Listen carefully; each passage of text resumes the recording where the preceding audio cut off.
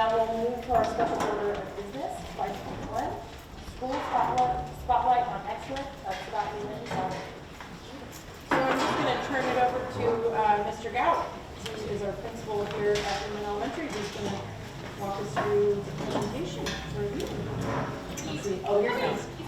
He's coming. Mr. Gow, you're on.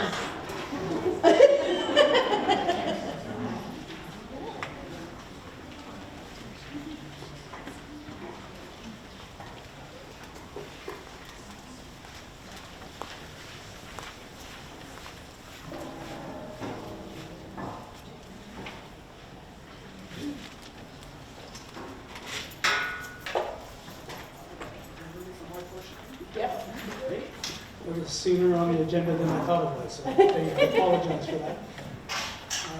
Welcome everybody, welcome board, and welcome administration, parents, families, community, welcome. I am Principal Jack Gallup, principal of Lehman Elementary here, very proud principal. I just want to highlight some of the educational excellence that occurs here at Lehman Elementary for the board. I've invited... you can pull that microphone out or pull it up there. I'll pull it out. That'll work. So, you know, some of the things we do here at Lehman are revolved around STEAM. And, you know, we try to integrate science, technology, engineering, arts, and math into as many lessons, as many aspects of the daily life of our students as possible. So, you know, I've invited a few staff members and some students here to have a brief presentation for you. But some of the highlights that we do here at school, all the way TK all the way to 5th. TKers are working with an ant farm right now. They're hatching praying mantises and butterflies. And speaking of hatching, about half of our classes here on campus have ducks and chicks growing right now. So we're Stephanie Mall. We have a farm here on campus. First grade or kindergarten, they work with coding and engineering design. A lot of the times I walk in their classrooms, you can see them doing it, and the coding that they are working on are actually kind of like placemats they put on the floor, and they're learning just to explore. And when they're that age, obviously the coding and working with computers can be complicated, but they're just exploring. And then we move into first grade. One of our classes, Mrs. Barr's class, was highlighted. She had her class designing and building model playgrounds last year. So you can walk into the first grade classrooms and see them doing that kind of designing. Second grade right now has an invention project going on. They're coming up with inventions and building them themselves and then presenting them to the classrooms. Third grade, they just visited Fruitvale School, and they have an Apple Valley project where they really kind of highlight the history of Lincoln and this entire area. The third graders love it, and they end up putting on a play and putting on a show. It's really great for them to learn about our local history that way. Fourth grade, I walked in their class today, and they're working on a human brain project. They are researching the human brain. They are building a model of the human brain, and then they do presentations to the classroom. In fifth grade, I invited Ms. Van Zyl here today to talk to you about a roller coaster speed project that they're working on currently. So these are just a few of the projects that are highlights of our school and things that the students get to explore daily here. So without further ado, I will bring on our first presenter, who is Mrs. Bissett. She's our librarian, and she has a few students, and they want to talk about a coding robotics project that they've been working on.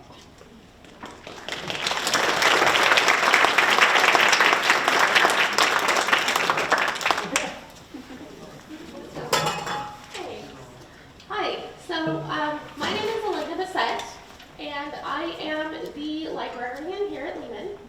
Previously, I was at Creekside Elementary School, and in my library, it's a little bit different. We're not too quiet. Sometimes we get a little loud.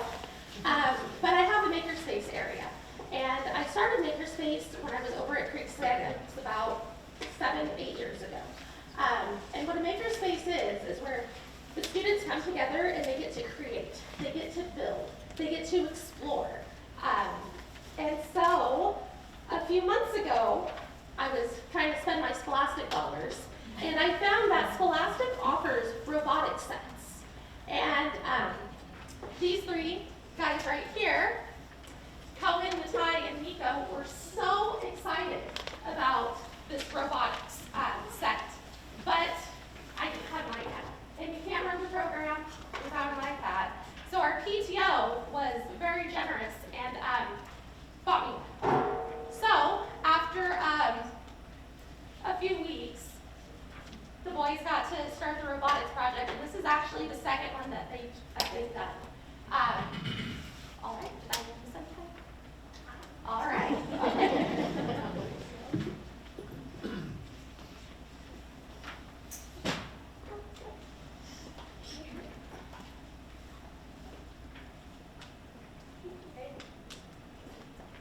Robotics forklift by Matai, Nico, Cohen.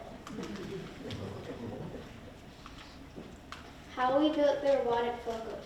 First we connected robotic Lego pieces, wires and strings to assemble the robotic forklift. Then we put batteries in it to make it move and pick up small objects. This is a picture of us assembling the robot and putting it together. How the robotic forklift moves.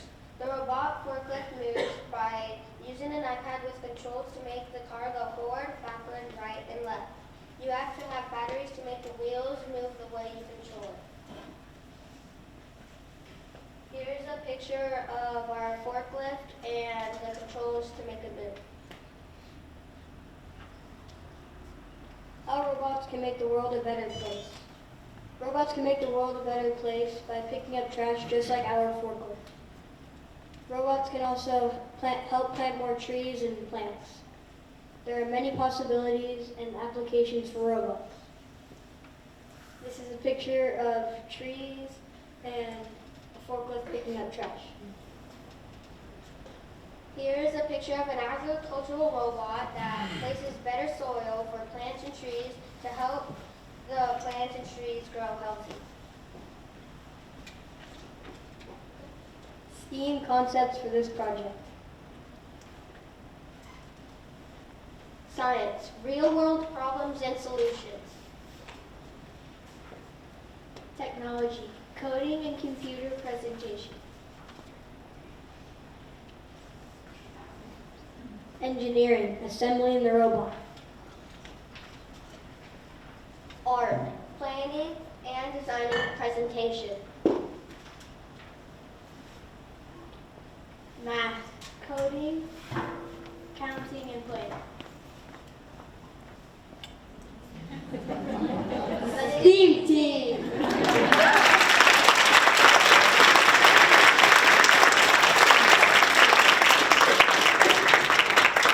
So the boys are actually going to show their forklift in action, and they did the coding and everything on the iPad that Nico has.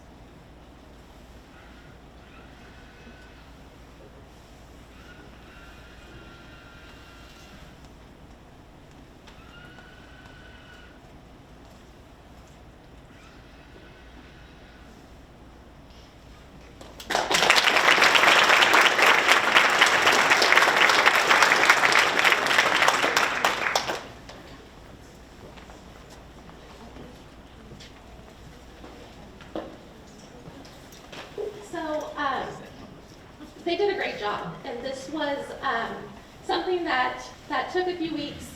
They were in the library before school, during recess, lunchtime, and not after school. Thank goodness they have sports. So I also did bring a cart over where you guys can see other students' projects that are in the works. We have a humanoid robot, and this it's down there in the box. I forget what it's called, but it's really cool. It goes over like chutes. The kids are practicing it today. So it's this little car, robotic car, and the kids were practicing going over different heights, and shoes are pretty tall. So, yeah, all right, Mr. Gale.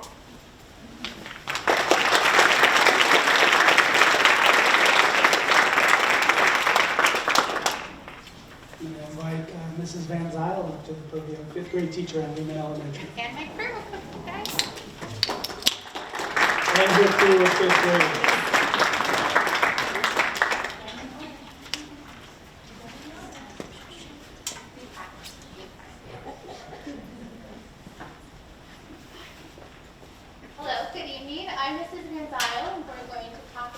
how we incorporate STEAM daily in our classroom with a 5th grade roller coaster unit.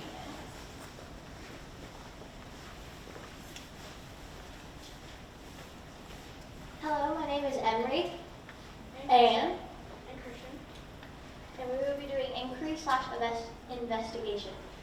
First, we read an informational text article that incorporated ELA, math, and science concepts. Then, we calculated how much it would cost to build our own roller coasters. Next, using technology, we were able to design our own roller coasters. Students had to take into account gravity, friction, initial hills, and loops. Lastly, the cost would take several virtual field trips studying different roller coasters around the U.S. Hi, we are Sydney and Jackson, and we'll be telling you about collaboration. Next, we use the information from the previous assignments to create an Avid one-pager in groups to show our understanding of the information we discovered on roller coasters. One-pagers included a summary of history of roller coasters, defining vocabulary words such as gravity, force, kinetic energy, potential energy, Arthur's causes level questioning, and visual images. Here are some samples.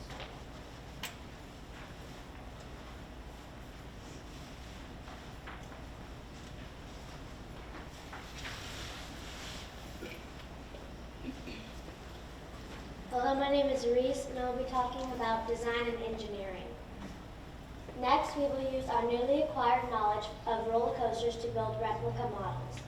We will use our engineering design process as a guide for this portion of the unit. Some idea examples are below.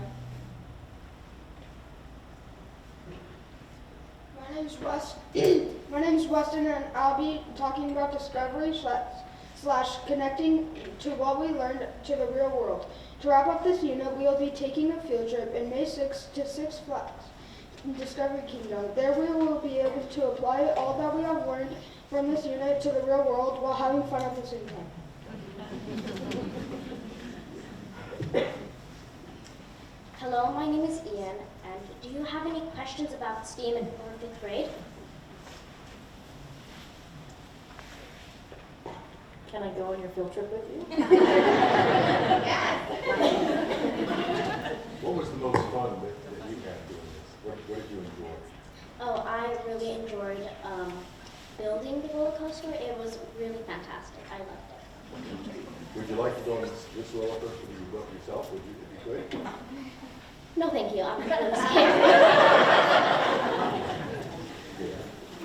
So, Great job. do any of you want to be an engineer? No? So I've been an engineer for 30 years. Wow. And it is a great career, and I'll tell you why. Because you can actually do stuff like that for real.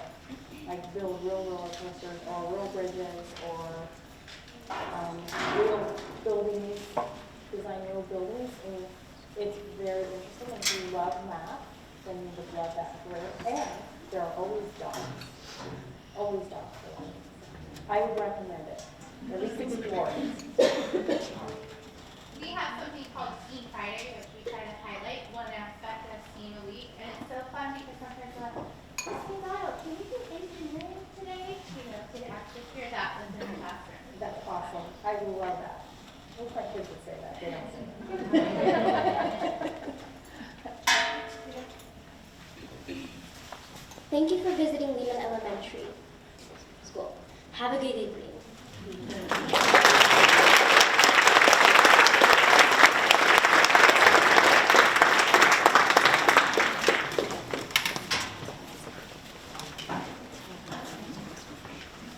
Okay, well, thank you. I do want to, since I got to say something about engineering, I wanted to say something to the STEAM team.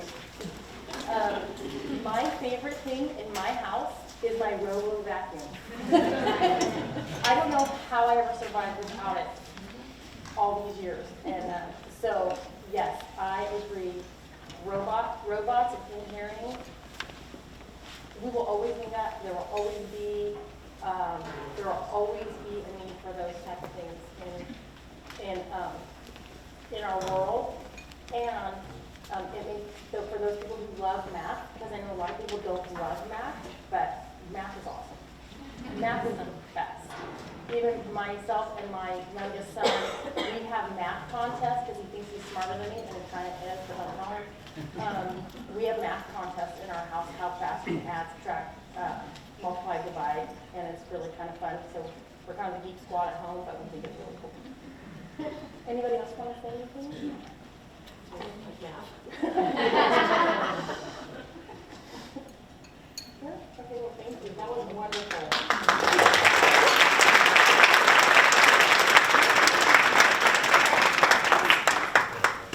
I have to go back to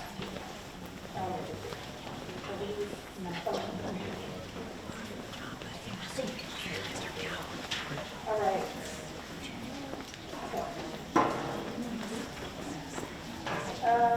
Okay, the next is the consent agenda. Oh, you know what, we're gonna give you a couple of minutes for those who want to leave, who are just in the back.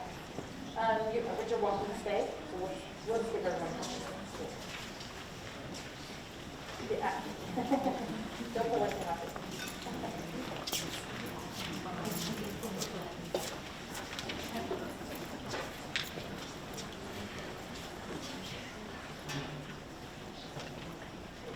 All right. All right. The next is consent agenda.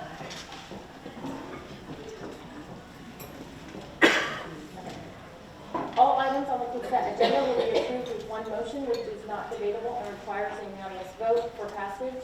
If any member of the board, superintendent, or the public so requests, items may be removed from this section and placed in the regular order of business following the approval of the consent agenda.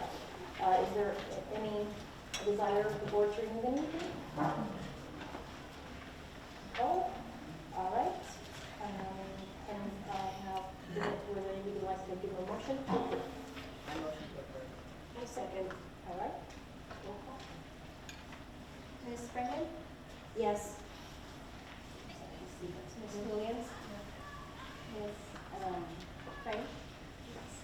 Ms. Brennan? Yes. Ms. Pocket? Yes. Mr. Dykstra? Yes. Ms. Nixon? Yes. Thank you. Thank you. Congratulations. All right. All right. 7.1, communications and reports. This portion of the meeting is set aside for the purpose of allowing opportunity for individuals to address the board regarding matters not on the agenda. The board is not allowed to take action on any item which is not on the agenda except as authorized by Government Code Section 54954.2. Request forms for this purpose are located at the entrance of the meeting room. Request forms are to be submitted to the board clerk prior to the start of the meeting. Speakers are limited to 3 minutes each, and the board will limit the total time for public input on each item to 20 minutes. So we have a few speakers here, and we'll start off with Gus.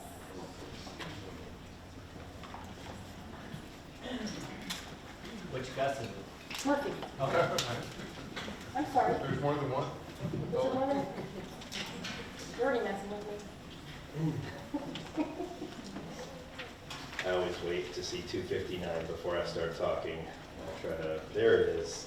Hi, my name is Gus Murphy. I have 2 children in the district. I wrote on my card, Placer Parents, because I'm happy to tell you that I think we have finally, wow, it's been a long day, finally found a way to unite. It's going to take a little bit of time, but one thing I did learn in the past 3 years is that if the parents want to get together and share ideas and goings-ons in Placer County or even within their own school districts, social media is what you think is the best avenue, but there was a lot of disinformation censoring and a lot of shadow banning, and thanks to, I don't know what you guys think of him, I don't know him, but thanks to Elon Musk, I feel that Twitter is the proper platform where you can help educate parents and get the word out. So effective sometime this summer, I'm currently recruiting other parents. We are going to create a Twitter account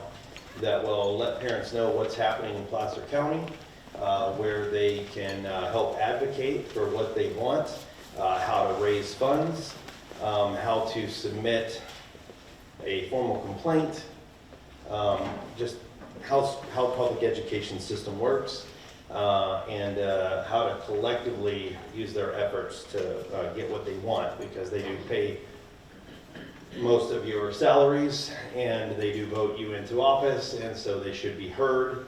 And I feel that most of them are too busy on weeknights to get together and do this across Placer. So I'm happy to say we're going to unite them. But I do want to say that we will do our best not to make it about religion or ideology. I do believe that someone's sexual preference is not a choice. Before all of this started, I was very much about gay rights and had actually participated in events to support gay rights. And I believe, and I talked with a nice gentleman earlier, and I believe him, that someone who is trans as youth has a lot of difficulties that I never faced, and that they need support, not an animal. I do believe that, and I think most of us would agree with that. It's tricky though when we use public education, because that's tax dollars, and then we're not allowed. It's supposed to be a separation of church and state. So knowing that the brokering of a deal with the foundry maybe actually can provide some good framework. So I want to say that maybe think about that deal as a good kind of jumping off point, is maybe work with the city, maybe an after school thing, so that support can be given, but we don't have the parent outcry of, hey, why are my children talking to these reverends before they're talking to me, right? So I just want to, hopefully we can have good dialogue in the future, but look more for that, more on that Twitter account in the future. It's going to be big, I promise. Thank you. Thank you, guys. That will be interesting. Thank you. Kayla Ozell is next, and then Alicia Watkins, you're on that. Kayla? Did I say that? Kayla. Yeah, you said right. Kayla? I'm sorry, looks like a G. I don't know what, Tiffany, you need to give me some reading lessons or something. I'm sorry. Pronunciation is kind of big. Thank you. Hello, I'm Kayla. I'm a student. I'm Kayla. I'm a student at Bridges Middle School, and I have a question. Why doesn't anybody bring up TVMS at these meetings? Board members have visited LHS and GEMS and Bridges Elementary School, but we never visit or talk about TVMS. It seems like you don't think it's a part of Lincoln. TVMS doesn't have a wellness center, and we only have one counselor for 800 students. Us students need to have support at home when we don't get it at we need support at school when we don't get it at home. Right now, it doesn't feel like TVMS is providing much support for the students. Also, I'm in 8th grade and nearing 9th grade, but so far, my entire class hasn't gotten any sexual education when it is required by the Department of Education to be taught at least once in middle school and again in high school. I feel as though sex ed is very necessary because some children don't get taught it at home. So the kids will most likely end up learning about it online or through other kids, which not everything they may learn will be factual. I wish to talk more about other subjects, but I think this will do for now, so thank you.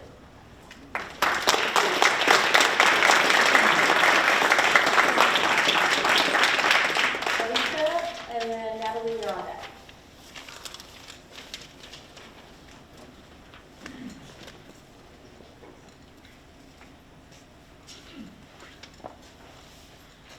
Hi, board. Thank you for the chance to speak. Usually I come up and I have a very well-prepared, very impactful, very passionate speech, and today I'm winging it. And the reason I'm doing that is because I want you to hear from the heart what I have to say. What that young lady just said, that she hasn't even had any sexual education, and she's already in 8th grade. My mom taught at-risk youth for 17 years, gangbangers, drug dealers, and she had 3 14-year-old mothers. That is why it is important to teach sexual education starting at a young age, because puberty starts hitting at 12 to 13, and it's actually getting younger. The other thing, we can't be a prudish society.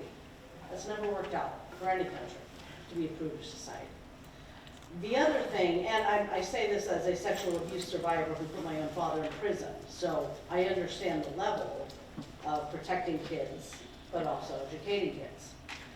The intersectionality between the LGBTQIA+ community and safety for BIPOC students is a very delicate point, because BIPOC transgender people are some of the most abused, oppressed, and murdered people around the world, and the numbers are growing. So when we talk about you need to provide care for LGBTQIA+, and you need to promote ethnic studies and have books that represent BIPOC and AAPI students, those are equally important, and you have to have them both. I understand this is a hard concept to grasp. I understand we're in a conservative area that's primarily white, that's primarily Christian. That doesn't matter, because these students are what matters. Students are not clones of us. They are individuals. They have rights. They have dreams. And if you're going to become a parent, you put your selfishness aside and you say, it is our job to provide the safety and the support for these children to grow up to be who they want to be, who you guys want to be. That's what matters. Not our beliefs, not our religious beliefs, not how we were raised. They're the future. We're going to die. They're going to live. And they're going to take over everything. So, please, please, please, please don't cave like other school boards have. Open your minds, be compassionate, and support our youth. Whether you agree with them or not, support and protect our youth and their rights. Okay? Please. Thank you very much for your time.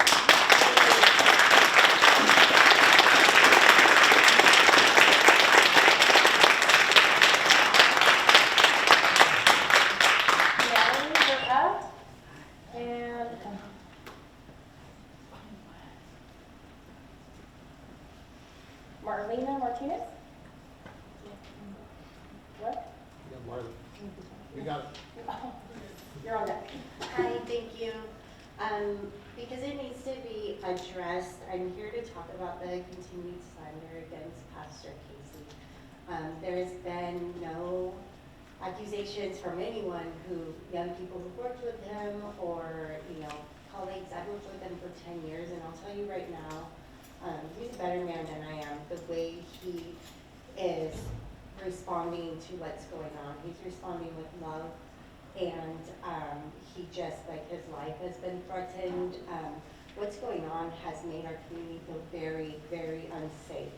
When kids leave the districts, they come to me, and I'm afraid to even tell you what it is I do, because I don't think it's a safe climate here. LGBTQ youth are not feeling safe, and what's been taken away from them has been support from people with lived experience, and it's tragic to me. We were very lucky to have him in our community, and I've thought so for 10 years, and I really hope that hasn't been destroyed, because even if investigations are done and things are looked at with logical eyes, if I were him, and again, he's a better man, a better human than I am, if I were him, I wouldn't feel safe going back into those situations. I know he would, though, because he cares about young people. And I just urge, there's a lot of hate towards the LGBTQ community, and it's very politicized right now, and this hate doesn't only affect the people that it's targeted towards, it's affecting our young people too, and it's under this guise of us protecting them, but we're making it less safe, or society is. And I just urge you, I don't know anything about the board here, well, haven't done any research, none of that. I just urge you, please make good decisions. Please listen to the young people. When you hear them speaking at these board meetings, listen to them. Listen to them. It's amazing how much support he's had from the young people that he's working with. And I urge you, make good decisions. Maybe there's some people who are mad, who are very loud, but I think there's more people who are quietly just scared to death of what's going on. I think there are greater numbers and that. Some people are louder though. So I guess that's all I have to say, so thank you. Thank you, everyone.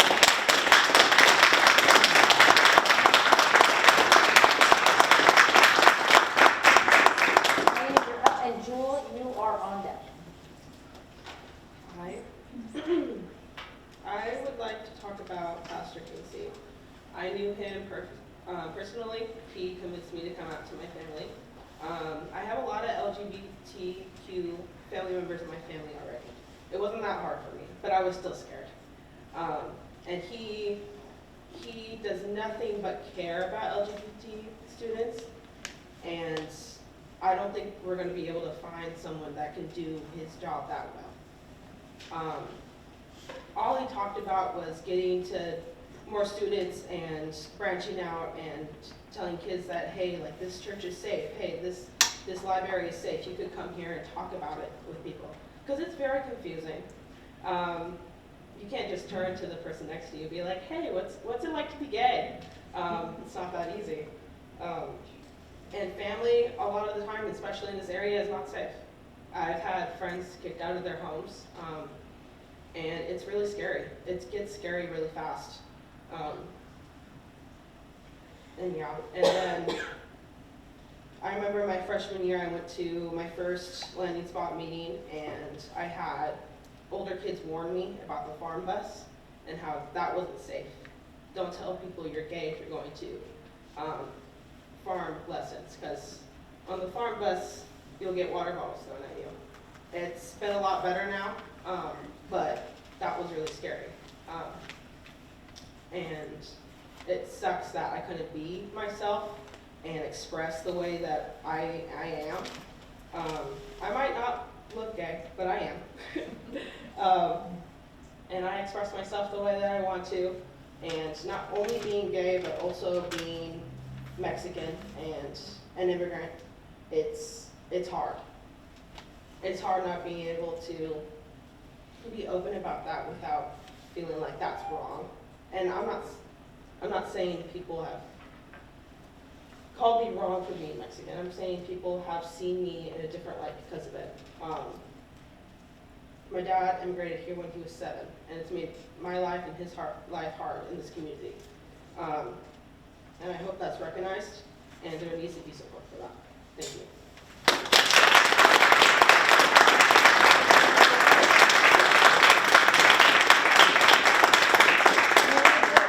And Amy Wenzel, you are on deck. Hey, I'm here for something totally different. I have no idea what I just walked in on. So, I tried to get put on the agenda to present a lot of information about what I'm going to discuss. I was told that I'm not allowed to have presentation time for this. My son was kicked out of school. He was kicked out of 12 Bridges Middle School this year for not being fully vaccinated. He's allergic to the vaccines, and he's been a great student. He loved the teachers, the principals, the staff. He loves school, he loves academia, and California changed its laws in the last few years, so I'm going to give you a quick summary. They changed the law so that starting in 2016, you could no longer sign up on getting vaccinated for personal beliefs. I knew my son would be allergic to them. I went ahead and got him vaccinated, and he paid severe prices for at least 5 years, physically and mentally from it. It was time to get his second round of vaccines to let him go to school the next year, and I was going to do it because no doctor would give me a medical exemption. I kept calling all these pediatricians to get a medical exemption appointment to see if he was eligible. No one would give it to him. I finally found a doctor who would consider it. I went to her, I got a medical exemption for him. Then California changed their laws again and said, not a must. They said, they started revoking licenses of doctors who gave these exemptions. And his doctor was one of them. So he was kicked out of school, despite the fact he's in a school that has over 95% herd immunity. And I have no idea why people who are vaccinated are worried that their kids will catch something from my kid. He went into a deep depression. I've never seen him do that before. I feel like he didn't start coming out of it till last week. It's been a nightmare. And so I wanted to ask the board, just like you did with COVID, when you wrote a letter to the gov and said, we're not going to follow these protocols anymore. I want something done within the district. I understand that we only have a few kids this affects. So he's not statistically significant. He's one of the outliers as far as the data numbers go. But I think it's wrong for us to support things that are completely unconstitutional like that, where I, as a concerned parent, can't say, no, my kid's body doesn't work with that stuff. The rest of my entire family is vaccinated, except for him. So we don't even bring a threat as a family, and I want the board to consider that. Thank you, Julie. Thank you. I just want to say that these doctors whose licenses are revoked, none of them are revoked over medical malpractice or any harm that came to their patients. Thank you, Julie. Thanks.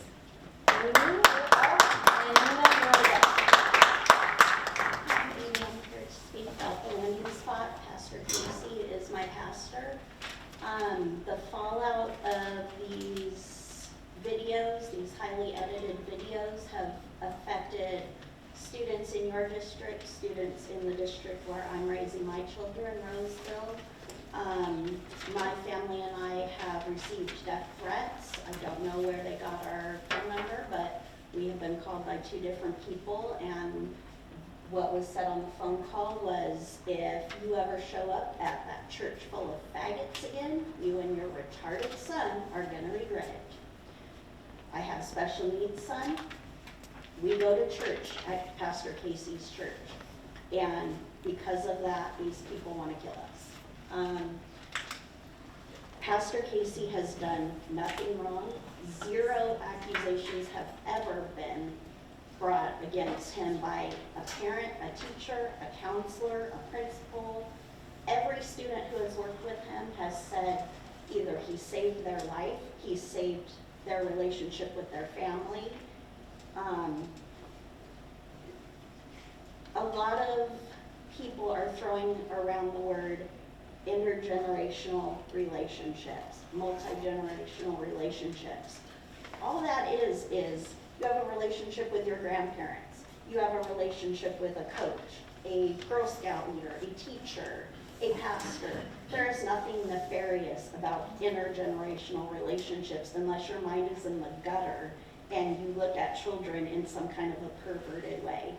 Those of us at Loomis UCC and those of us in support of the landing spot are not doing anything to any of your children that is nefarious.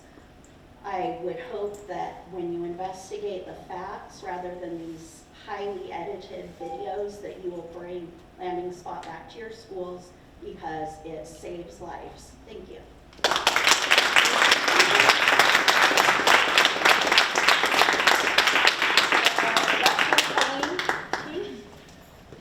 Oh wait, I'm sorry. Mina, I'm sorry, Mina. And then last one, Colleen, and we're not taking any more. Thank you.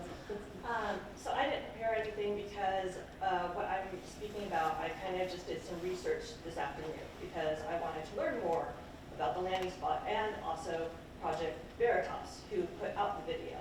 And so what I found is that Project Veritas has already been sued and lost a case recently for $120,000 for doing the same thing. They used deceptive techniques. I've talked to several people that watched the whole video and said it's been heavily edited and misrepresented, and this is causing a lot of problems. I'd also like to say that I found out that recently the founder of Project Veritas has been kicked out because they found financial malfeasance. Like, let me give you some examples. He spent $14,000 on a charter flight to meet someone to fix his boat under the guise of meeting with a donor, $60,000 in losses from dance events, dinner events, more than 150,000 in black cars over the last 18 months. And now the landing spot is in their sights. Because what, people don't like gay people? That's not a reason. And now, Pastor Casey, I'm not a member of his church. I didn't really know anything about his church until then, but now I found out how many people have been helped by him. There's been no accusations against him or his church. This is all coming from one group. And I'm really kind of disappointed that they're under fire for a video that was edited. And if you haven't seen the full 3 hours, then I don't know how you can make a decision like this. And if you're upset because they're going to Pastor Casey to talk about their problems and the fact that they might be gay instead of you, you failed as a parent. Okay?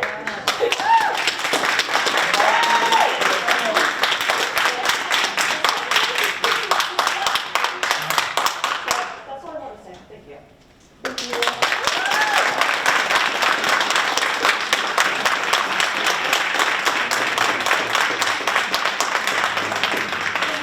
You are close to shutting us down. So I just want to say that I heard a lot about Project Veritas, but in a highly edited video, but I heard full sentences that were said by that gentleman, and they were extremely disturbing. If this man should never be let back on any campus, and these children don't need a fake pastor, and they don't need things hidden from their parents. And so I just want,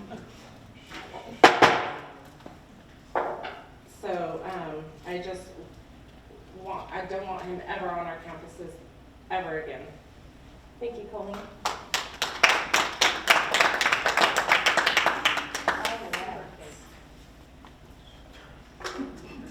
Okay, so now we have our reports. Student reports, Lincoln High School, Ariana. Oh, she's not here. Sorry, I saw 3 out of the corner of my eye. Thank you, Ariana. Great report. All right, 12 Bridges High School, Clara.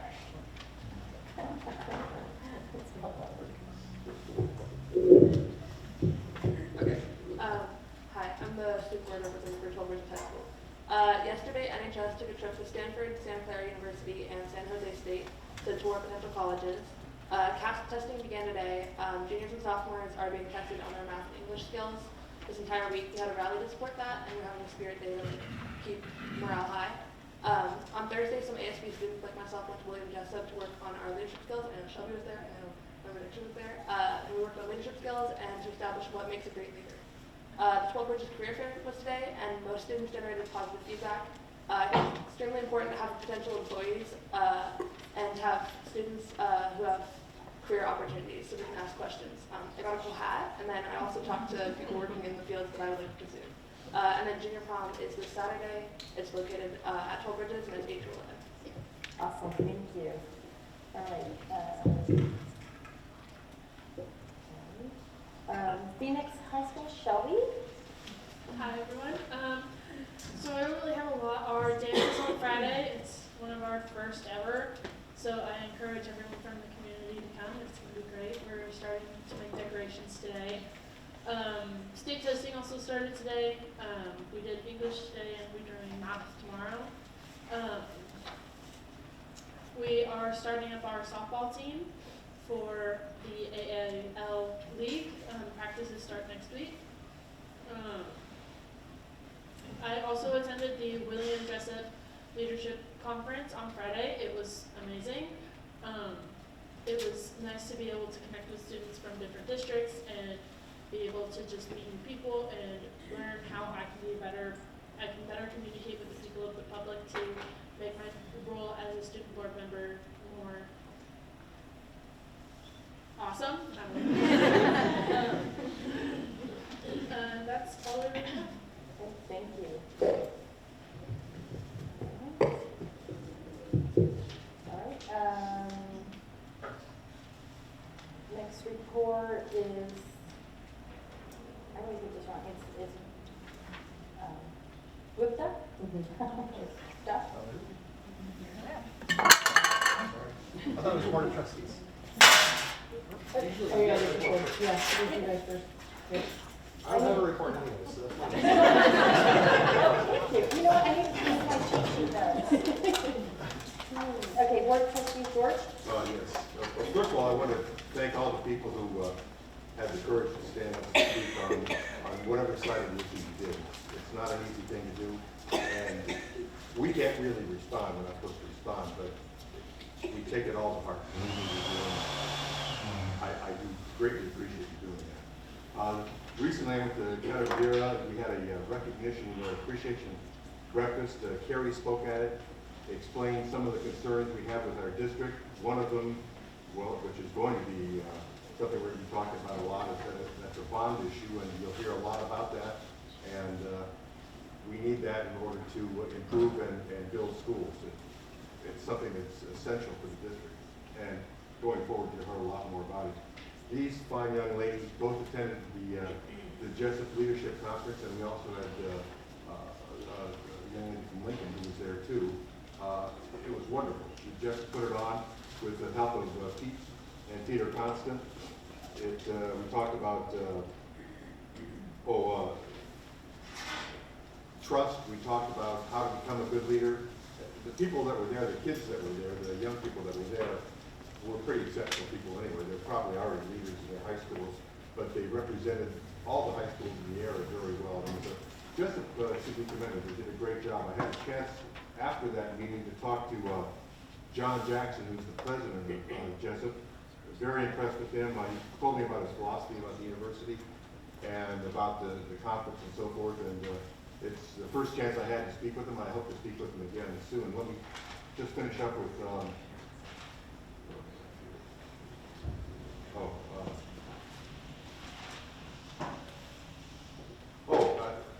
going back maybe to the bond issue, but I recently had a chance to talk with some other community leaders, and I explained our situation with them, told them our need, and you'll hear from the board on an ongoing basis about how we plan on doing that and having money to build schools and improve the schools that need it.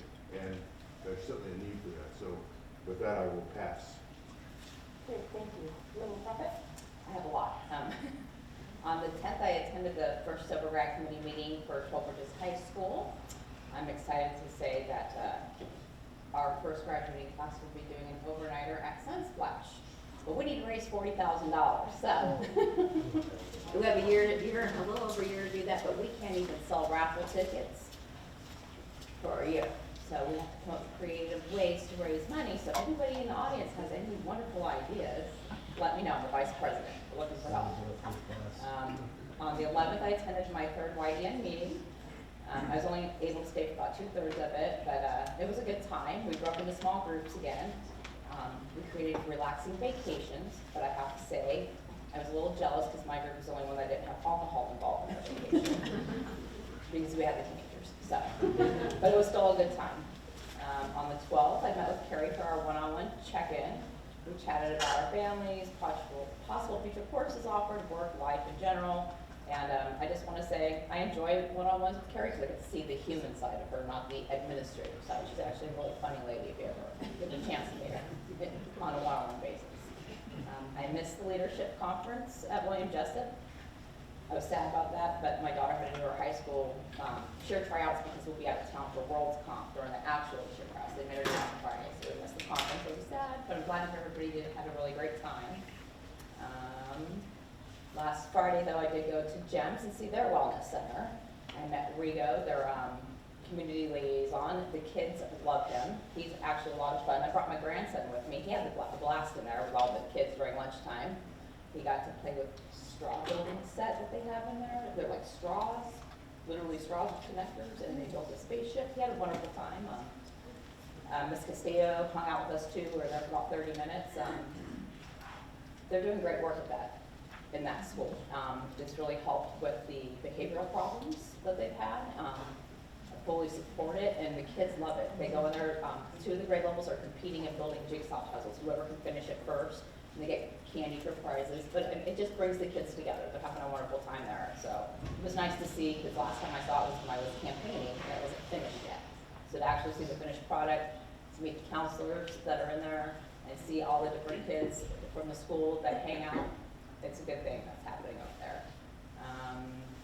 I also emailed back and forth with Ms. Aladdin, because I was really concerned after our last board meeting that our LGBTQ students were getting the supports that they needed. She gave me in-depth information, way too much to discuss, but I learned about the 3 tiers as far as support goes, and I'm happy to say that I feel more comfortable now after having the emails with Ms. Aladdin that we are able to offer support and that they are doing their best to help the students. And don't be shy or afraid. If you need the help, go to your wellness center, reach out to Ms. Aladdin. They're there, they'll help you. That's all they want to do is make you feel safe and comfortable. And I feel better after having that email exchange, knowing that we do offer a lot of support for the students that need it. Missed our dyslexia committee meeting yesterday. I had an epidural, so I was down and out. Today I went to the TVHS career fair. It was fun. I had a great time. I spent most of my time with the police department, the sheriff's department, and the military branches. So that's my forte. And I found some great information from my daughter. She doesn't know, but I think I'm sending her to the Air Force Academy. That's just my dream. That was a lot of fun. It was well put together. I was only planning to stay for half an hour. I was there for almost an hour and a half. So I enjoyed it, I think, more than the kids. So that was a great fun time today. That's my report. Thank you. Member Freeman. Wow, how do I follow that one? I've been busy. I know. All right. Last week I attended the Lincoln High School Open Farm. And I got to see some of the classrooms. I went and saw the ag biology class, the welding shop, the garden that actually some of our students grow and actually are served from our lunch for the district. Got to see lots of animals, got to hold some baby goats and take some really cute videos with a little girl that was kissing all over the goats. It was really adorable. And then I wanted to let everybody know, I put some information by the front. The Lincoln FFA is having their annual fundraiser dinner on June 22nd. And there's a QR code on here that you can purchase tickets right online. The dinner is June 2nd at McBean Pavilion. The Thermal and Sportsman's Club will be cooking, so therefore I will be cooking. And so, let's see, just a little bit about FFA and their organization. It's great, and it has some really great kids. It's not just animals that they deal with. They have speaking competitions, debate competitions, judging competitions. So there's just a little more to that than just the high school farm. So I just wanted to talk about that. The next thing I went to was the appreciation breakfast last week. We got to hear from the amazing LHS choir. They sung 3 wonderful, beautiful songs. We went over projected enrollment and growth and the number of schools that we will need to have based so we can house all these kids in the next 10 years. And we also we got the cutest, adorable dancing group from the bilingual studies children through K through 5, and I just want to touch on a couple of things. At 5th grade, they will speak 50% in classrooms English and 50% Spanish,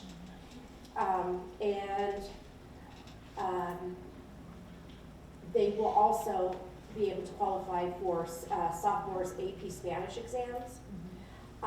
They're going to expand in the elementary program with more classes. And also the students that are graduating with that will receive the seal of biliteracy in high school, which also gives them 12 credits in their college courses. So it's just something great that we can do as a district just to give our kids a leg up in going into college right off the bat. I had a meeting with James Warnick, the leadership gentleman. Last night I had my one-on-one with Carrie. We talked personal stuff. Now we're going to talk about Kings and just the town of Lincoln and your ticket. You'll have your personal ticket for Instagram. Oh, yes. Years ago, I had a group of my girlfriends we were on a King's ticket. That I said, we won some category or whatever in our office. There was 4 of us that got on this King's ticket. It was against Celtics, so it was a pretty good game. And then today, actually, I was on a Zoom call with CSBA. I sat in for an hour and a half class. It was Safety First, Expert Tips for Supporting Effective School Safety Plans and Student Mental Health. And they did talk about the 3-tier support system. And they also talked about how in an emergency, active shooter, whatever it may be, how do we handle our special needs children? And that just like, I don't know that. And then also our substitutes trained, our long-term substitutes. And that was just something that I didn't think about. So, and that was pretty much what I've done. Awesome, thank you. Okay, so I met with our leadership consultant to plan future meetings for the board. I met with Carrie and Jason, and so you're hearing some of the members already had interviews. And then my family got the stomach flu, and so that put us out for quite some time.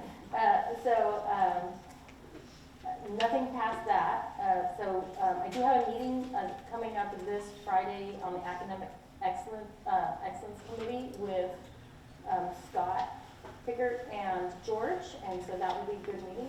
We're moving along there. I do have my personal interview with the leadership consultant, and I'm not sure if we have one on the schedule. I did today. Oh. Oh, wait, you and I? Yeah. No, we do not have. Okay.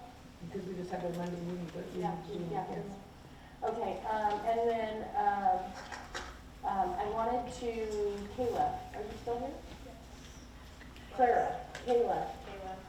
Do you know each other? Okay, you guys should probably talk because Clara is your representative, and I like what you said. So I just wanted to make that connection. She's from the middle school. Oh, she's from the, I thought you were talking about the high school. You were talking about the middle school. There's not at the one at the high school. Surprisingly, there's a second middle school. Yeah. No. Do we have a wellness center at 12 Bridges High School? No. Okay, we do not either. Okay. Anyways, you'll be going into high school, so Clara will be your representative. But thank you for bringing that up. I think that was a good topic. So that's all I have. So we will move to, well, Josh already passed. Yeah, no report. Okay, Jim, are you here from CSEF? All right, that's a pass. And so Carrie. Okay, I have just a couple of brief ones. Was so sorry to miss the last board meeting. Although I have found that I'm sickly tied to it because I was checking in with my staff while the meeting was happening and just saying, is everything going okay? While I was visiting my mom in New York, so I was able to get away over the spring break. My mom was diagnosed with dementia about 5 years ago, and so I was able to take my son and my husband and go spend some time with her, which was really nice. When I got back, I hit the ground running. So Tuesday the 11th, we had our youth development day. We have another day tomorrow. I'm excited about that. Hosted the community appreciation breakfast, and a huge thank you to Emma Oler, our marketing and communications officer, who planned that whole event for us. And then Megan Dixon, principal at Creekside Oaks, came and presented about the dual language immersion program, which was really fantastic. And of course the choir, and then the folklorial dancers from Creekside, that was fantastic as well. We in our district, as part of just staff wellness and efforts to try and prevent staff from being out ill or experiencing just issues, ailments, physical or mental, we engage with folks through a wellness program, and we recently had a wellness challenge, and our district employees beat the school sites in a wellness challenge. I'm not sure how that happened, but it did, and I don't think I was a contributor to that, but I did partake in the award or the prize that we won, and we were able to spend Friday evening at 12 Bridges High School cooking pizzas. And we got to make homemade ones and be taught how to make the dough. And having been from New York, it was not my first pizza rodeo. So I was 20 minutes late and my pizza was in the oven before anybody else's. So just saying. On Saturday, the 15th, I spent the entire day at Markham Park over in the Foskett area with Leadership Lincoln, our team. If you're part of Leadership Lincoln through the chamber, one of your requirements is you have to complete a project for the community that gives back to your community. And we created a slogan, rooted in leadership, 3 parks, 1 community. And so we teamed up at Schreiber, Markham, and Machado, and we planted 13 trees and spread bark and laid irrigation. And we will be putting in the final tree at Markham Park from 10 to noon on Saturday, which is Earth Day. So we will be dedicating the cleanup at those parks with the trees being planted. On Saturday, we have our first Policies Committee meeting on May 9th. So Marjorie and Jason and then Cabinet and other staff members will be meeting to talk about the first big packet of policies. And I will likely be bringing recommended changes regarding the controversial issues policy and AR to the board for the first read on May 2nd. I just forwarded Marjorie and Jason some information that we received from our legal about thoughts around changes with that. And then I wanted to let the board know that the review committee for the That You Give is going to be presenting its process and decision publicly to the board on May 16th, and they will be notifying the complainants of the decision that they made no later than Friday, May 12th, but probably a couple of days before that. And that is my report. Thank you. All right, section 8.1. Members of the public wishing to comment on any item should complete a yellow request to address the Board of Trustees form located at the table at the entrance of the boardroom. Request forms are to be submitted to the board clerk before each item is discussed. Speakers are limited to 3 minutes each, and the board will limit the total time for public input on each item to 20 minutes. And so we only have 1 item, but we have 2 speakers. Elena?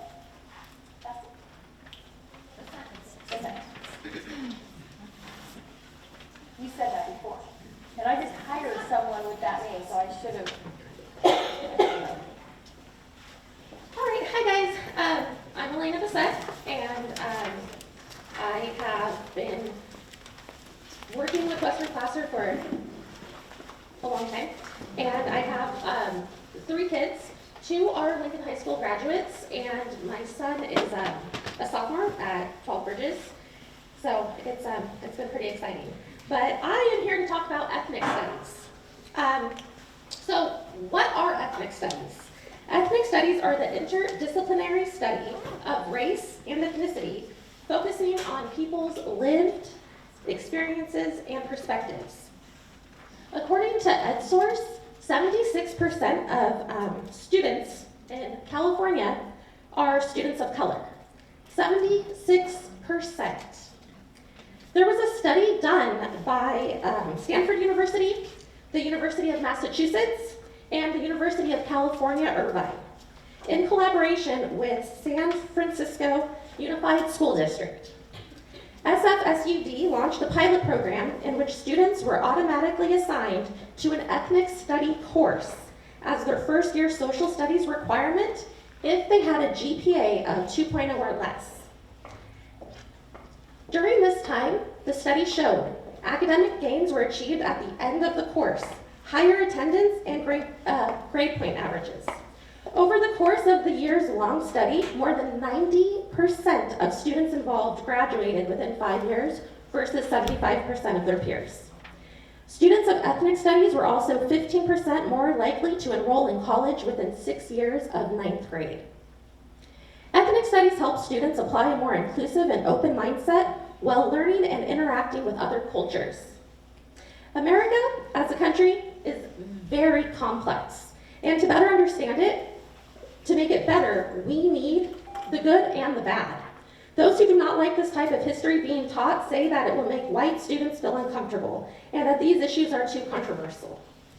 People of color have been learning about slavery, Jim Crow, emancipation. Exposing all students, white students, black students, Mexican students, to statistics and policies regarding housing, segregation, and civil movements shouldn't make them feel unwelcome, because these lessons serve all students. Ethnic studies use critical thinking to promote an understanding of how different groups have struggled and worked together in the United States. Embracing all aspects of our past will help shape the present and the future. Thank you.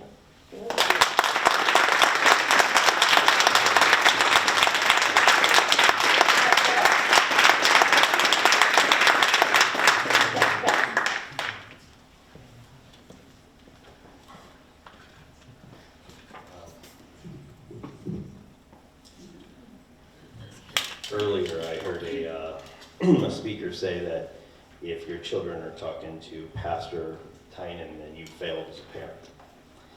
I would I believe that if your children need to learn in school that it's okay to treat everybody equally, you failed as a parent. It shouldn't have to be mandatory. It's pretty obvious. And I don't teach my children to look at people of color any differently, and most of the people that I hang around with teach their children to treat everybody equally. This is a straw man argument. It's brought to you by the state of California. Does anybody remember what they did in the last few years? Anybody remember? I could make the argument that if you allowed your child to be forced with experimental gene therapy, you failed as a parent. I do not want this incendiary stuff in the school because it's a straw man argument. The most low-hanging fruit you can have is to be against hate. Duh.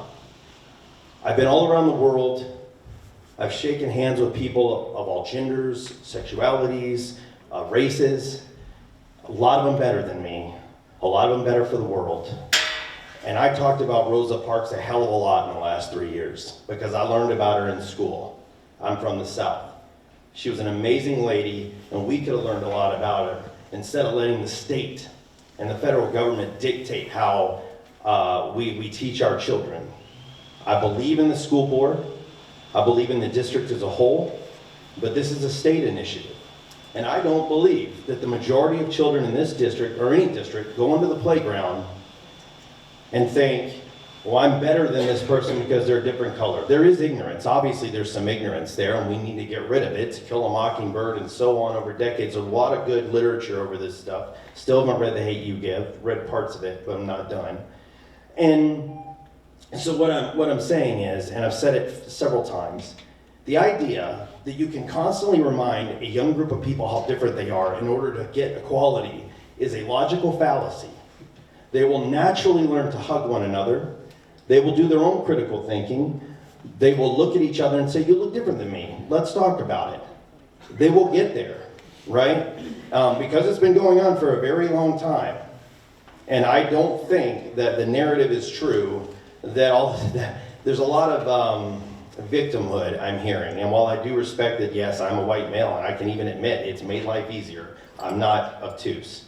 But to push this narrative from the state, I'll be in the back after the meeting, and I would love to just honestly hear someone tell me why they believe that a child is going to be better off learning that they're different because of their color, rather than just talking about how much alike they are instead. Thank you.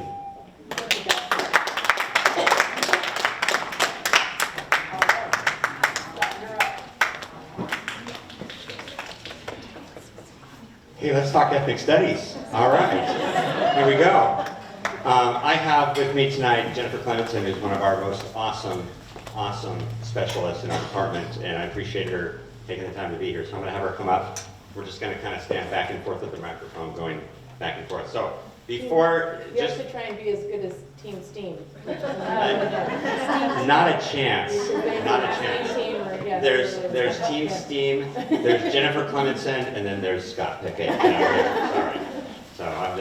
Jennifer's a way better presenter than I am. But I want to talk to you, this is based on board request. The board wanted to kind of hear a little bit about ethnic studies. This is a very, very preliminary presentation and a very preliminary discussion. So I'm just going to share a quick story, though, about learning about people from different backgrounds. I lived and grew up 10 miles from the border of Mexico in a little town called Chula Vista. I loved it. I enjoyed it. I had certain perceptions of people that lived in Mexico. Didn't have any real issues with them, but I had perceptions. And then I spent 1.5 years serving a church mission down in Mexico. Came to know the people of Mexico. It completely changed my perspective because I gained knowledge. I came to know their culture, the people. I came to know so much about who they are, and it has blessed my life immeasurably because of that, and the fact that I can now speak another language. I can communicate with people in Mexico as well. So it's been a great blessing. So the opportunity to learn, we can, I know there's concerns about this, and I know there's concerns. People are excited that are sitting behind me. People are concerned. I will just tell you, we can turn this into a positive, where we can make this become an opportunity for us to learn from each other and kind of come together. And that's really my hope, and that's my desire, is that this will bring us together. Having said that, we're not going to give you a lot of details tonight, so it's going to be a little disappointing, but we're going to just talk a little bit about kind of how we're going to get started, and then more details will come as we go throughout this process. So I'm happy to share those with you. We just don't have them yet because we're getting started on this process. So that's a lot of intro, but I am going to turn it over to Jennifer Clementson for the next slide. Hi, thanks for having us here tonight. So first we're going to speak about the law that was passed. So in October of 2021, the California State Legislature passed AB 101, which states, I'm going to read part of it to you, commencing with pupils graduating in the 2029-30 school year, a one-semester course is required in ethnic studies. A local educational agency may require a full-year course in ethnic studies at its discretion. Commencing with the 25-26 school year, a local education agency, that's us, the school district, with pupils in grades 9 to 12 shall offer at least a one-semester course in ethnic studies. So to recap that, we have to start offering an ethnic studies course during the 25-26 school year, and it becomes a graduation requirement starting with the class of 2030. So when the state came out with this, and this is a state requirement, so yes, that is, they kind of talked about, hey, there's 4 options that you can look at as far as when you develop your course, the kind of way you want to develop it. The first one is based on something called the State Model Curriculum in Ethnic Studies. It's developed by this acronym, because we have a bazillion acronyms in education, Instructional Quality Commission of the California Department of Education. So they were tasked with creating this model curriculum. This model curriculum gives direction, guidance, support in how we can develop an ethnic studies course. And it provides a lot of different information. It's on the state website, and people can look at that and go to it and find it, and there's different chapters. It's all there, and it's got links to it. So that's one way to do it. Another is an already existing ethnic studies course. There's some courses out there already that have already been created, developed. There's textbooks. We could look at that. There's also another option, which is an ethnic studies course that's taught as part of another course, kind of tying two together. The only challenge that we have with that is that that needs to be a bigger part of a course, and so there is some trickiness with that, but the majority of that course does need to be about ethnic studies. And sometimes that's tricky to meld 2 courses into one, and involving staffing as well. So that's the trickiness. It's not a tricky content, it's just the logistics of that. The last one is a locally developed ethnic studies course approved by the governing board of the school district or the governing body of a charter school. So what that means is that we would, at the local level, develop an ethnic studies course. And we would then eventually present it to the board, and the board, you would have time to look at the information, look at the curriculum, look at the material, be able to review it, be able to come back and talk about it and share and approve and disapprove. We tweak and change, and we're happy to do that. We've got some time to do that. So our plan is, that's kind of what I think I've heard the board say and what their wishes are. So I think that's what they might be looking, but you can let me know if you have a different opinion of that. The locally developed, it just means it's developed locally here at this level. It doesn't mean that we're just talking about Lincoln the entire time. We want to include some things about the history of Lincoln and the ethnic history of Lincoln as well. I think that would be great, so that kids can really connect that live here with part of that curriculum. I think that would be great. But a lot of it is more just about different ethnicities and a lot of different things, and we'll talk a little more about that. But those are kind of the 4 different ways that we can develop that course. So. All right, so next we're going to talk about what the makeup of the course would be. So these are the general principles outlined in the model curriculum for our ethnic studies course. So first, we want to encourage cultural understanding of how different groups have struggled and worked together, highlighting core ethnic studies concepts such as race and ethnicity. Next, a general principle of this course is to generate discussion by providing opportunities for critical thinking and rigorous analysis of history. We always want this to align to standards, so we're going to be aligning the course to our literacy and history standards, as well as to the 2016 History Social Science Framework, and particularly highlighting inquiry, literacy, content, and citizenship. We always want to include accurate information based on current and confirmed research, and as we do with a lot of our education, we want to promote the values of civic engagement and civic responsibility.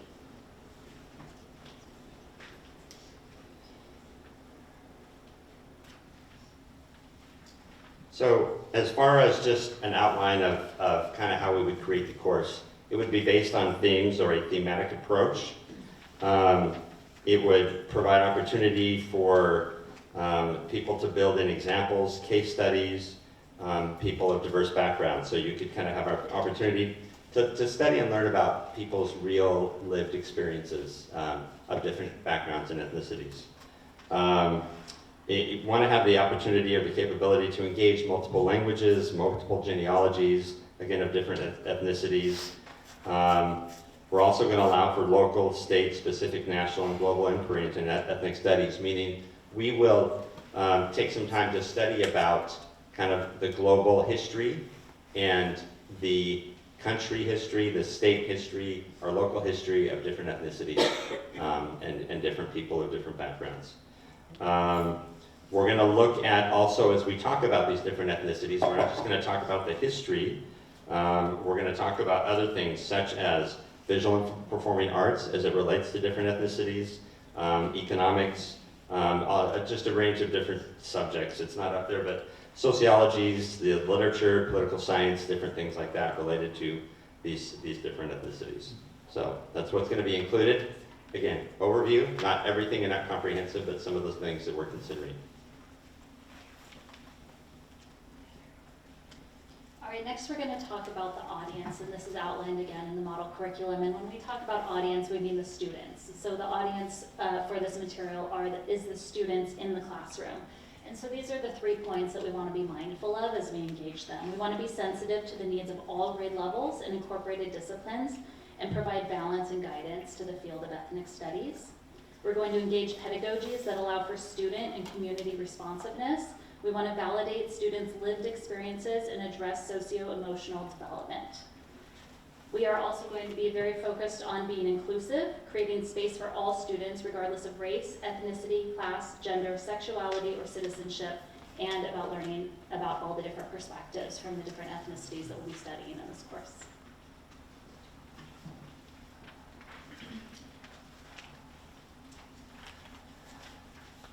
So as we look at developing this course, you consider creating a course about ethnic studies, and a lot of us not having a lot of experience about creating a course about ethnic studies. We're going to need some resources, we're going to need some support, and we're going to look to those resources that we can find. Jennifer and I have spent time talking to the state, talking to other local school districts that already have these courses. There's some local school districts that have those, and so we're spending time talking to their district office staff. We're going to meet with their teachers. We're going to talk more with the state. But some really big resources that we have out there. One is the California Department of Education model curriculum. And again, there's information in there. We'll use parts of this. You don't have to use it, and we can decide what we want to use and what we don't want to use, but it provides kind of some big chunks of skeletal support as we create this course.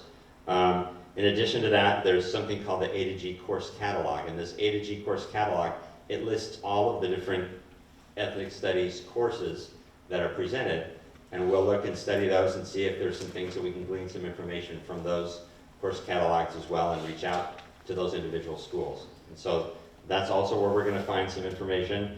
And then we're going to look into possibly the UC Davis History Project. UC Davis has a project, a history project, where they go to schools and they train schools on things related to social studies. So we had them come in, I want to say about 6 years ago, and they worked with our middle school and our high school teachers, and they did a great job when they changed the framework and showed a change of focus from the state. So they helped train our teachers to be able to teach to those different focuses, which is what you saw in the previous slide, has to do with content, citizenship, literacy, and inquiry. So we'll be looking at using chunks of that information to help us kind of build that course as we over time develop it. In addition to that, there's a lot of things to consider related to the logistics of it, which we just haven't made final decisions yet, because we're not sure how it's going to fit. Could be a year-long course, could be a semester course, so we have to have conversations with the high school, kind of just figuring out what works and what's going to be available to students.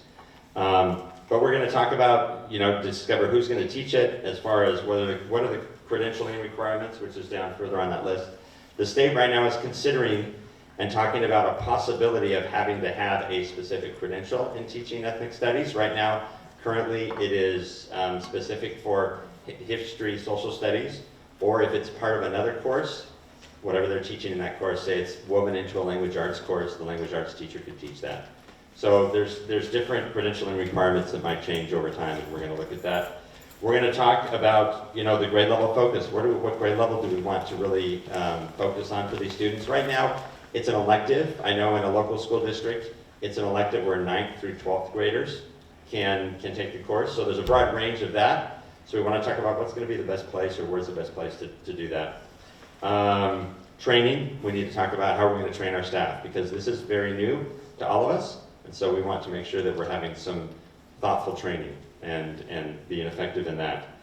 And so those are really the things we're going to consider as we develop the content of the course. We also need to figure out how we're going to present it to students and when they're going to take it. So, and then we have one more slide that did not get in the presentation. I apologize for that, but I realized we didn't really talk about timelines, and so we're going to talk about that. So because the law outlines specific dates, we do have some timelines that we need to adhere to, and so we put them up here for you to see. So from now until October of 2024, we have about a year and a half to gather information, resources, and to develop the course, and also to figure out all of the logistical questions that Scott was just talking about. In October of 2024, we will present the course outline and curriculum to the school board for discussion and review. And then by December 2024, we will be presenting to the board for final approval. We need to have it. We need to have that final approval done by December of 2024 so that we can get the course into the registrar and get everything going so that students can enroll in it, and we are ready to go for the 25-26 school year. What questions do you have? I'm sure none. Okay, thanks. Yeah. No, just kidding. Just kidding. What age group, what level, class level was it? We're kind of just having some preliminary conversations about that. In some cases, we think maybe 9th grade, because they come in and take a semester of geography, but if they already have a semester tied to that for another course. So we're just not really sure yet, and as this becomes a required course and districts settle down, we'll kind of check other districts, and then we'll have discussions about, part of it again is where's it going to fit and how we're going to fit this. Is it going to be a semester year course? So we're not really sure yet, but that's certainly something we're going to consider and talk about. So I spoke with Scott yesterday. I think it was yesterday morning. It was, I think. It's been a while. It has been a lot. I was like, was that just yesterday? But I did actually look up some of the information, like for the UC Davis History Project. One section really got to me when many links, so there's a plethora of information. There is. It's, yeah, it's overload. One of the sections that I looked into though was, as far as world leaders in history for their ethnic studies, they like champion Mao on there as a great leader. If you know anything about Mao, he was responsible for 40, 80 million deaths. Like, that's the kind of stuff I don't want to put into the ethnic studies program. Sure. So I wanted to be real cautious about who we decide to make great leaders in different ethnicities. And to make sure that they were truly great people. Yeah. Not responsible for that I would stuff. say Mao But I was saw not a nice that guy. in the UC Davis. He was not a nice guy. No. Not a good man, not a good man. No. But that was it was under one of the sections. Yeah, And I was like, yeah. that concerns me. So. Yeah, and that's, so I'll just speak to that. I think we want to be thoughtful, and there probably are things that we want to kind of pick and choose as far as what's going to be appropriate. Ultimately, when we do bring this material together, we want to give you guys plenty of time so that you have time to look at all the material, and you have time to kind of review it, preview it, and share your thoughts and your input on that. So we want to be, you'll have a chance to do that, to look at that. So if we do have anything about Mao in there, please, by all means, go ahead and check it out. I have a question.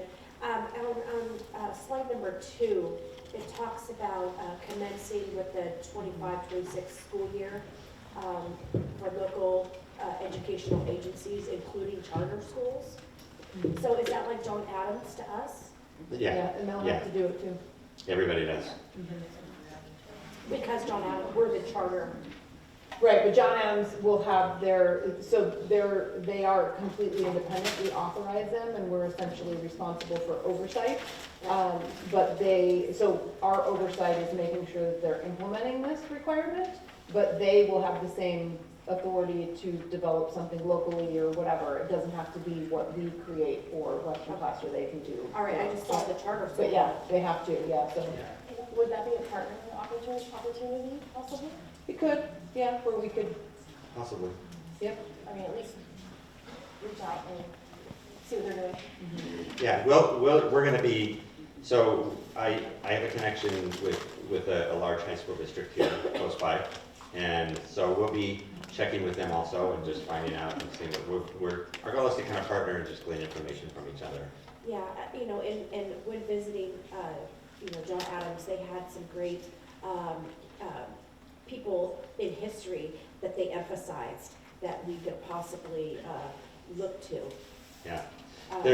So just to speak to that, I'll talk a little bit about that. In the model curriculum, and they have resources on the website, that they're, just as an example, they have people of different ethnicities and just people that have done some amazing things in their lives. And I was looking through and just going through this list. There are resources of lots of information of people I did not know about and I've not heard about.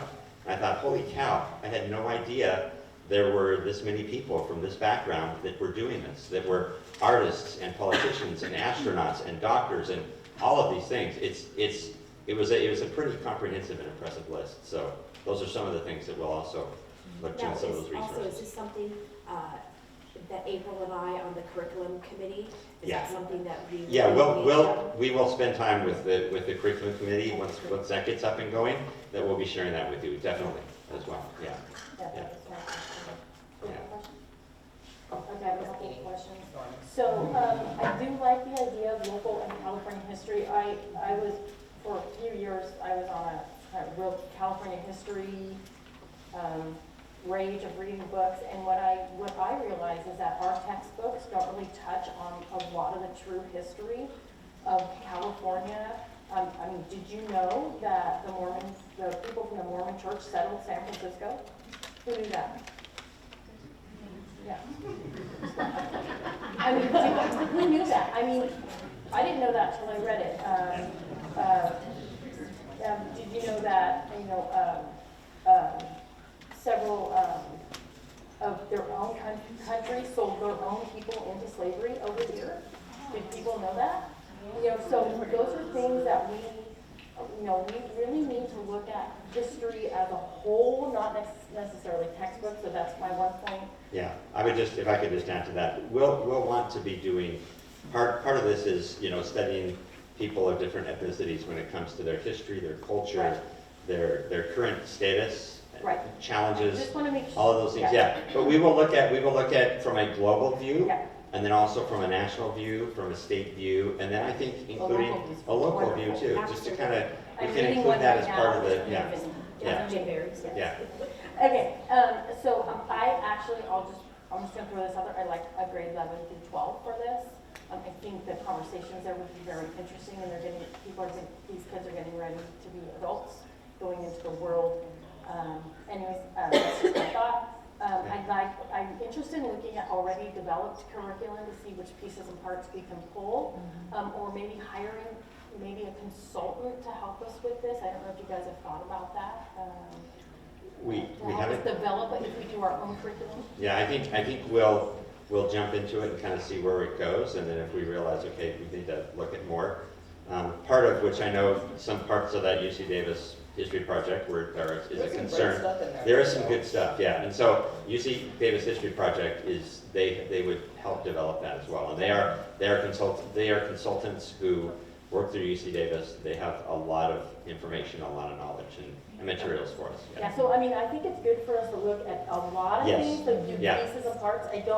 I am really, really big at plagiarism, but not for reports for school kids, but for when there's so much information already out there, there's no reason to reinvent the wheel, so I do like looking at that. Yeah. And then that's it. I just had that same question about curriculum committee. I'd love to be really involved from the beginning on this. So we kind of know where we're going and have regular reports, because I really didn't realize that we need final approval by next December. That is not a long time. Yeah, it's coming up quick. The reason is because in January, at least right now, we have our freshman showcases at the different high schools. And so that course needs to be determined, decided, and on those picker sheets is what they call them, for whatever grade we decide. But they start doing that like January, February. So we've got to have something done by December so that it's ready to go, and then high schools can plan for it and make sure that it's in the right place, and we can go from there. Doesn't mean it's gonna be for freshmen, it's just, once we get to the freshman showcase, then high schools just start having their kids pick classes, so we gotta have it ready by December, I think, give us some time. So yeah, if we could get a report maybe every couple months, does that sound reasonable? Just Yeah. kind of an update for the board. Absolutely. Because it's an awful lot for, if Christy and I are really involved, and then all of a sudden you've got this huge curriculum just thrown at the rest of the board. Right. At the Yeah, last yeah, minute, yeah. That's impossible. Yeah, we would, we'd be looking at October, and that would be giving you at least a month or two just to kind of take time to look at it, cruise through it. Yeah. So, I mean, eventually that's, I'm yeah. excited about this. Yeah, And thank you for giving all those details. I think it was very much into the detail we needed, so thank you. Well, and I just would like to also comment, you might want to check with some of our teachers that have been, second, third generation from Lincoln. Okay. They might be able to have great resources. The Lincoln History Museum is an amazing, I have these where's that books. located? I don't know. It's across from Beer, is it Beer? Oh, it's in the, oh, okay. It's in the little. Okay. Sorry, I don't live in Lincoln, sorry about that. But I think that would be a really That's all right. great resource. Okay. I know there's a lot of people that would be willing to, give lots of information. Yeah. Yeah. It's exciting for us to learn about our own history here, I and think how it it's ties important. into California history, and how California history ties into, our national history. Yeah. So, again, it's just, related to ethnicities, related to their, Exactly. situation. Well, exactly, yeah. Yeah. Yeah. All right. Any more questions? Okay, Okay. thank you. So this is just.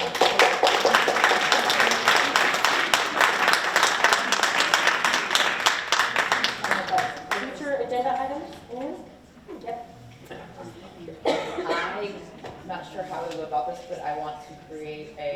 others, life skills in the high school, home ec, that type of deals. YDN, the kids there are asking for it. You guys want that too? Yeah, see? So, I do too. what's your agenda, so, Place it on, do we place it on the agenda, or do we put it to a committee? It would, yeah, it doesn't really need to be an agenda item, because Scott and I already talked about it too, like, hey, FYI, like financial literacy, home economics, you know, basic life skills is coming our way. And so, so Ed Services knows that this is a topic that they need to start exploring and kind of come prepared to start, but it would go through the committee.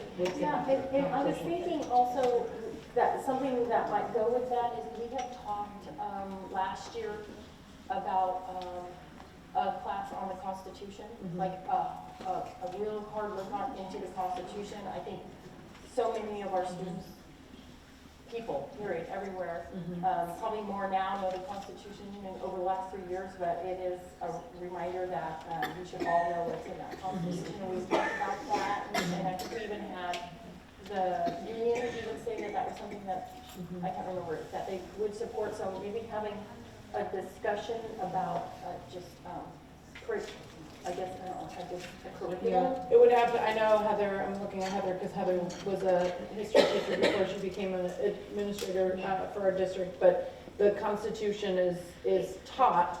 It's a lot like Gov, Right. and AP Gov, even more so, but government. There's a big, I mean, you start with the Constitution first and then break down the branches and go from there, is the way the framework is outlined in the standards. I would not say it's like this giant deep dive, right? Because you're literally starting with that document as the important piece and then dividing it out and really looking at branches and so forth, how a bill becomes a law, et cetera.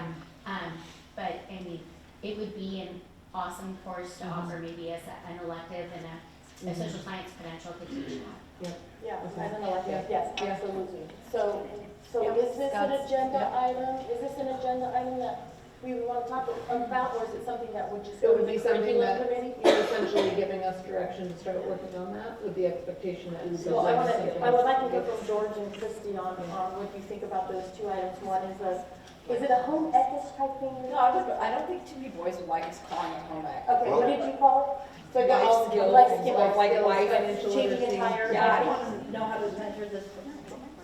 balance a checkbook, you know, balance a checkbook. There was another school district that had a home ec course, and they couldn't get any boys to take the course. And they racked their brains to try to figure out how to get boys in home ec. And they changed the title of the course to Bachelor Living. And they all learned how to do the home ec thing, so. Title matters. Yeah. It does. Title matters. You might get some girls in there too. Well, you might get some, yeah. Yeah, so, yeah, I talked to him about it too, and I'm excited. Okay, yes. Christy, do you have any thoughts on those two, since you're on curriculum? I do like the idea of an additional class, but I do like an elective about the Constitution and a deep dive into the Constitution only. That class will study the Constitution only, because that's a very important part of our history. And I think more and more kids need to learn that and own it every single day. Yeah. That's how long deep dive. Deep dive. A semester, right? Yeah. Come on now. I know Mr. Nelson teaches it, that and macro econ. And I'm making my daughter take that her senior year with me. So I did that with my daughter. I made her do a deep dive last summer into the Constitution to try to bring up, you know, some of the lost stuff from the lockdowns. And I also looked up there are already some curriculums that are out there. There are a lot of curriculums that are already out there that we could purchase. So, okay, so we'll move those to the curriculum committee then. Okay. Any other agenda items? No, but I'd just like to add, the home ec, whatever we're gonna call that. If it can be combined with life skills and just practical things you do in everyday living, which few of us, when we get out of high school, know that. So it would be wonderful to. Easier to get on encompassing. Yeah. Can we make it happen by 24, 25? We can start working on It's a something pretty where it should easy be- course, really. Yeah. 24, 25? Sorry, you guys are. Yeah, we probably could have. I'm gonna teach you. Some of there's staffing implications and stuff, but yeah, we can. And Jen can probably share as well, but some of the things you're talking about are already being taught at the high school. So we're adding seniors at 12 Bridges High School, and Lincoln High School already offers personal finance as a math class, and that's really helping with that financial literacy piece. We're going to be offering it next year when we get a senior class, but LHS has been doing it. Jen, you guys also do food and nutrition. I don't want to say GovEcon's a required course for all seniors, and we also offer 2 levels of GovEcon, regular GovEcon, as well as AP GovEcon, and associated activities like mock trial and things that come along with that, where kids compete for those honors and do those sorts of things. We offer a foods and nutrition class, which is one of our highest requested electives. It's offered between grades 9 and 12. We offer some other like wood shop and things like that, which is another highly requested class. It's not same vein, I think. And then personal finance, which is a math class that kids can take after they finish math 3. So it's geared at personal finance. We also offer consumer studies class, which is more of a skills-based math class. So those things are already being offered and have been offered for a couple of years or more. And a lot of those things I'm just now adding at 12 Bridges High School. Our site is because we're adding more electives every year with more teachers, more students, more grade levels. But a lot of what I'm hearing, not necessarily like a constitution class, but a lot of the things that I'm hearing are stuff that we are offering. So come email us. Come check to look at them. There's also we'll have you anytime. In the freshman year, there's a class called State Requirements, which has a health component to it, but also is a place where there's an introductory set of skills that's taught that is a life skills based around organization. We also offer a lot of classes, AVID is what that's called. It's very much about organization and just self-perseverance and individual determination through organization skills. So we could definitely talk with you more about those things and bring you whatever information that you might like. There are a lot of classes, but they're semester long for one subject. I'd like to have one class where there's a small approach on each different thing. Like, I'm sorry, I feel a failed parent. My daughter can't sew a button. I haven't had time to sit down. We do not offer a sewing class. That is something we have to do. So, you know, there's a lot of little things. How to iron. A lot of these kids, they're in school all day. They play sports. Yeah. So I think we'll add it to the committee. Yeah, I think that through the and then having where the committee has some conversation about what's currently offered, and then is there something that could be offered that would allow. And maybe take a look at the junior high school to see if there's some lead up stuff, because they're never too young to learn life skills. Yeah. Okay, good. All right. Thank you. Thank you very much. Good discussion. All right, the next meeting, May 2nd at the district office, 6:30 for the public, and 5 o'clock opening and closed session. And then the second one is May 16th at Lincoln High School, Peter. And there's nothing else.